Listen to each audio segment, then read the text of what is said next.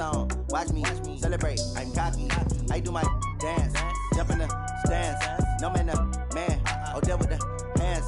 Thought he could guard me. I ruin they plans. I do what I want. They do what they can. Got it on smash. Put on the gas. I will not crash. 100 yard dash. 100 yard dash. 100 yard dash. Okay, Coach, on a wonderful fall afternoon in the state of Texas, the roof is open, and we've got football from NRG Stadium in Houston. Nothing like the fanfare of introductions to an NFL game, and that was in evidence a moment ago.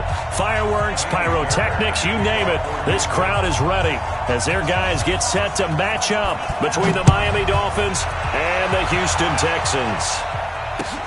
This fielded at the 2. And a good return. He's across the 35-yard line, right around the 36. At their own 36-yard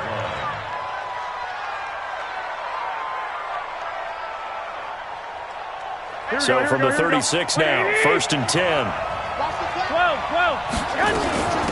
Now the first carry for Devin Singletary. And a 6-yard gain gets him right around the 43. Defensively here, you're facing a top-5 team in terms of points scored in the NFL. So when they're that high-powered, you've got to find a way to hold them under 20. Because to me, that's the magic number. 20 points scored, you give yourself your best chance to win. So if they're up around 24, 28, 30, they could be in some trouble. I think so. This is caught at the 20. And he will take it in for a Dolphins touchdown. Isaiah McKenzie, his 9th touchdown of the season, as his guys are able to strike first here in this opening quarter. Extra point up and good by Tavecchio. And that makes the score 7-0. Now after the touchdown, ready to kick it away is Tavecchio. This will be fielded on the back line of the end zone. The Texans take over 1st and 10 at their own 25-yard line. Watson will bring up the Texans here, 1st and 10 at their 25-yard line. From the gun, here's Watson. Oh, he's going to air it out right away. It's caught inside the 25. Watson to Hopkins for a huge hookup, 51 yards. So barely time to catch our breath. Here's 1st and 10 just outside the red zone. 1st and 10 at the 23. Out of the gun, Watson. And that is incomplete. He couldn't hold on through the contact. Brings up 2nd down. Even the greats in this game, and he certainly qualifies as one of them, they're going to have trouble if they continue to throw into double coverage. He better be careful. Throwing into too much double coverage might have a couple of them picked off. To throw again on 2nd down, Watson. And he gets it inside the 10 to the 9. That is catch number 300 now for his NFL career. 1st and goal at the 9-yard line.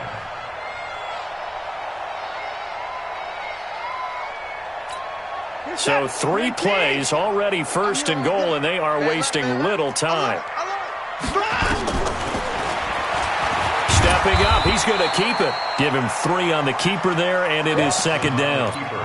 Well, they didn't get a whole lot out of that one, but I think you got to continue to try and run it and try and keep the defense honest. You mean, or else they'll just sit back, dare you to throw it on every down? Yeah, you get your quarterback hit a lot that way, too. On 2nd and goal. Watson under pressure, down he goes. Sacked at the 10. Larry Ogunjobi, he's the one to get him, and that is sack number 7 for him on the year.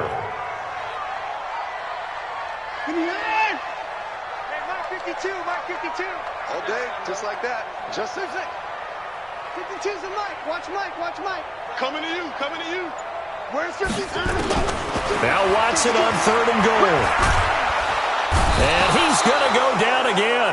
Malik Jackson, the 6'5" D tackle with a sack. Charles, a little bit of feast or famine on this drive. They moved the ball okay, but they've been sacked twice now. And they've got to figure out how to plug that leak a little bit, right? Keep them away from the quarterback because when he's not being hit, as you mentioned, they're moving the ball well. So, yes, it's only 3, but at least they're able to answer back after giving up the touchdown to start the year. Yeah, I like the observation there because getting some points on the board, very positive for them. Feel a little bit better about things because if you don't score, you potentially have opened the door for them to score again, and then you're down 14. At their own 27-yard line.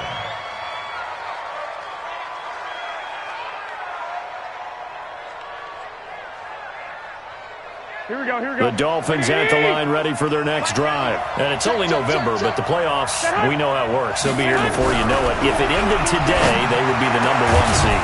And that's a great spot to be in, but I love the phrase, if it ended today. And I'll guarantee you, that's what they've discussed in their locker room, in their meeting rooms. Yeah, we know where we'd be if it ended today, but we also know it's not ending today. Right. So they've got to continue to play the type of ball that put them in the spot where they're number 1 in their conference. Took just one play to move all the way to the 44 as they try again on first down. Oh, batted at the line and intercepted.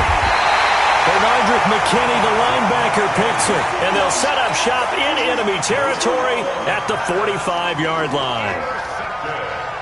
First and 10 at the 45-yard line.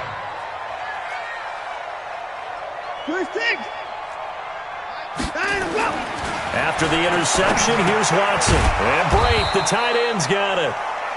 Just a yard on the catch there. It'll be 2nd and 9. Brandon, perfect defense in this situation would have meant that there was an incompletion and would have picked it off. Okay, so they gave up the completion. But I really enjoyed watching how the defense stayed in sync, stayed in great communication, and as he dragged across each zone, you see him pointing, communicating. There he is, and they passed him off to each defender. Ended up making a nice play, even though it was complete. He'll get this one down near the 20-yard line, just shy of the 20. 23 yards the pickup there.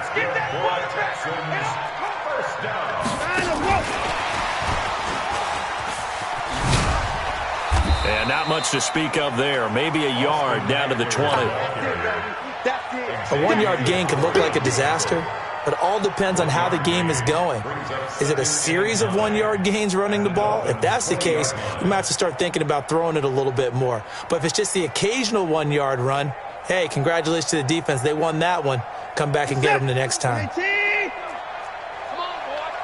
Come on, boy. You gotta be ready. Don't be scared of it. Now let's go. Watson looks to throw again. Nowhere to escape, and he goes down. Malik Jackson picks up his 2nd sack of the afternoon. Are you seeing what I'm seeing? That's 3 sacks now, and this team came into the game in the bottom 5 in the league in sacks. Yeah, what's going on? It's not been their bread and butter. I don't know. Is a blind squirrel finding a nut, or is this something they can build on? Well, they found some momentum. They found a crack in that offensive line, and they're putting it to good use. Following the sack, it's now 3rd and long for Watson and the Texans. 3rd and long. It's Watson. And the pressure gets to him again. Malik Jackson able to disrupt yet another pass play. That is his 3rd sack of the afternoon. The amount of sacks that they've absorbed in this game is absolutely extraordinary. Let's just face it. This offensive line, flat out, cannot handle this pass rush. It's been demonstrated time and time again. And this one is right down Broadway. And they'll get it back within a point at 7-6. These kickers now, it's like we take them for granted. Kicks like that used to be such a big deal, and now you just expect them to make it. Yeah, you're exactly right, and we shouldn't take them for granted, but I have a theory about it. You want to hear it? Yeah. They are more athletic now than ever before. Talk about kickers. Trace their backgrounds, trace their histories. You'll find that they were big-time athletes all along, but their kicking was so prevalent that we made them specialists. Well, and now those 50-plus yarders seem easy for some reason. Here we go. The Dolphins at the line ready for their next drive. A tale of 2 extremes already in this game. A touchdown pass on their opening drive followed by an interception last time out. Now, it sounds like things balance out, right? What's that mythological thing that we do? If you have a candy bar, have a diet soda with it, it balances it out. And we know that's not really true, right? Because the interception, that sting lingers a little bit longer. Got to come out now and put together some nice plays. An incomplete pass leads to 2nd and 10 from the 25. To throw, it's Garoppolo. And this is Parker, complete. And they're able to get this one across the 35. Give him 12 yards there, and the Dolphins have a first down. It's a nice completion, a little bit of run after catch as well to create the yardage that they got. But it is so tough to cover that route, the drag route, because they run it at varying speeds. Because the key is to create hesitancy on the defender's part. Always so empathetic for those DBs, aren't you? Now Garoppolo. And that is incomplete. Took a shot there on first down, but he couldn't reel it in. Those passes out that far wide always make you hold your breath a little bit. Felt like it was in the air for a while. What it does is it allows a defender to gain some ground, come from a long distance, and have a chance to affect the pass. Garoppolo to try again on second down. And that is incomplete. A lot of force bearing down on him there. He could not hang on. It's third down. That's very well timed there defensively because it's not a bad throw, but the collision came at the exact time he was reaching to bring in the football. Really, really well done. Decent offense, just better defense. I think you're right. Looking to throw, Garoppolo. And unable to connect, incomplete. I'll give them credit. They took their shot, but it's going to bring up fourth down. Had to pass there, third and long on your own side of the field. Just couldn't come up with anything. That's why teams always talk about having to win the early downs, meaning you've got to gain yardage and set yourself up for third and short, because when it's third and long, the odds go down significantly trying to pick up the first down, even throwing the football. Give them 11 yards that time on the return. And the Texans will take over with a 1st and 10.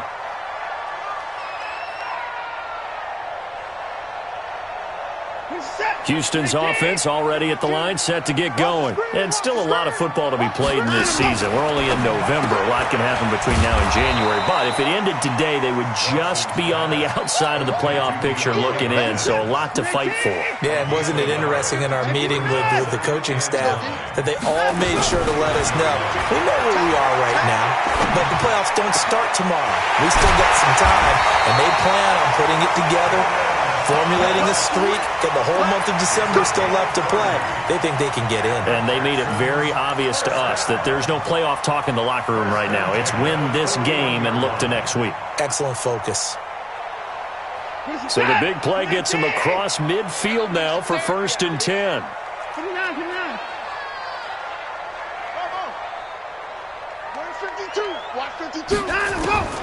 A shotgun snap for Watson.